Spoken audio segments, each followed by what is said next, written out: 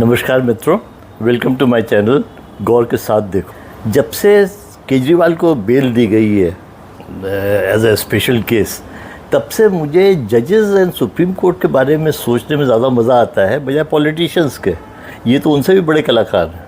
अभी इस मधुमक्खी के छत्ते में संजीव सान्याल, जो कि पीएमओ में इकोनॉमिक एडवाइज़र हैं, and I admire him as a historian and a speaker, a fantastic mind. तो उन्होंने अभी सवाल उठा दिया है about working hours, not only working hours but leaves taken by Supreme Court. जैसे बच्चों की छुट्टियां होती है, समर हॉलीडेज, इस तरह, क्योंकि ये जजेस की छुट्टियां अंग्रेज़ों के ज़माने से चली आ रही हैं।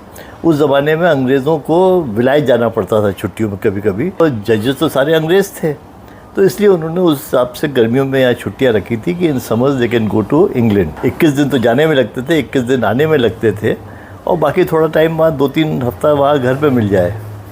वो अभी भी चला आ रहा है ना। मेरे फादर एक कहानी सुनाया करते थे कि एक दफ़े जज साहब अपने स्टेनो को डिक्टेट कर रहे थे when these rules and regulations were being drafted for judiciary. तो उसमें छुट्टियों का या लीव ट्रेवल कंसेशन का जब सवाल आया, वो लिखवाना चाह रहे थे बायएनियल। बायएनियल होता है कि 2 साल में एक बार, जिससे कि जजों को 2 साल में एक बार जाने की छुट्टी मिले, लीव ट्रेवल कंसेशन। पर जो स्टेनो था, he had no idea about this word biennial, तो he wrote biannual, that is 1 साल में 2 बार। तो जज साहब लिखवाना चाह रहे थे 2 साल में एक बार, और स्टेनो ने जो लिखा वो हो गया 1 साल में 2 बार। और फिर वो किसी ने चेक नहीं किया, and it went on, and जजेस are enjoying that facility. Nobody has the interest to correct it. I mean, that is justice. I think now this country can move forward only when this judicial reform takes place, because now it has come in everybody's eyes that what these judges are doing, and every wrong judgment by them is another nail in the coffin. अभी तक क्या था, सब छुपा हुआ था।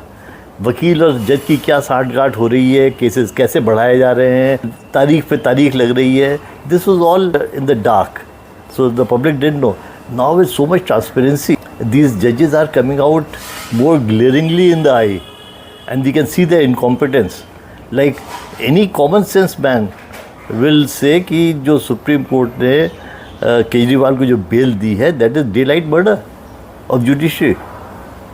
And not only that, every day such decisions are taken where high court, lower courts, everybody has say denied bail or convicted a person, and Supreme Court cite fundamental laws of freedom and all that, they overturn the decision.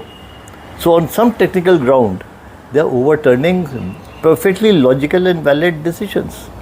एक चीज़ और देखी गई है कि ये जजेस हफ्तों लगा देते हैं जजमेंट्स लिखने में, एंड काफ़ी टाइम वेस्ट होता है इस पर। I think one of the reasons is their poor knowledge of English. तो इसलिए लैंग्वेज प्रॉब्लम है, जिसकी वजह से अपने जुडिशरी जो है इतने केसेस पाइल अप हो रहे हैं। अगर जजेस को अंग्रेज़ी नहीं आती है, there is no harm, why can't they write the judgement in their native language, in their mother tongue. उसमें क्या को शर्म आ रही है? कम से कम जस्टिस तो करो भाई।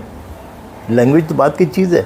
हम यहाँ पर ज़्यादातर जजेस जो है, they read old English law books and cases and उन रेफरेंसेस, और वहाँ से लैंग्वेज निकालते हैं, ऐसे ऐसे वर्ड्स निकाल के लाएंगे जो किसी की समझ में ना आए।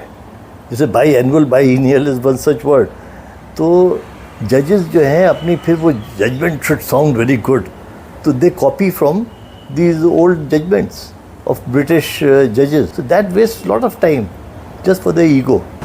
I hope चैट जीपीटी आ जाने के बाद इन जजेस की कुछ एफिशिएंसी तो बढ़ेगी, because I am sure they will take help of chat GPT to write their judgments now. So I think there's something very, very wrong going on, and now I think it has become a prestige issue, because now you can see their political bias also, because I don't think there's any man in this world who is without a bias. It is unnatural. We are born with bias.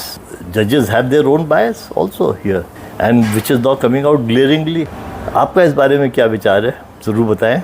And also I would like if somebody knows about this biannual and biennial जो मैंने कहानी बताई, क्या इसके बारे में कोई और डिटेल है किसी के पास?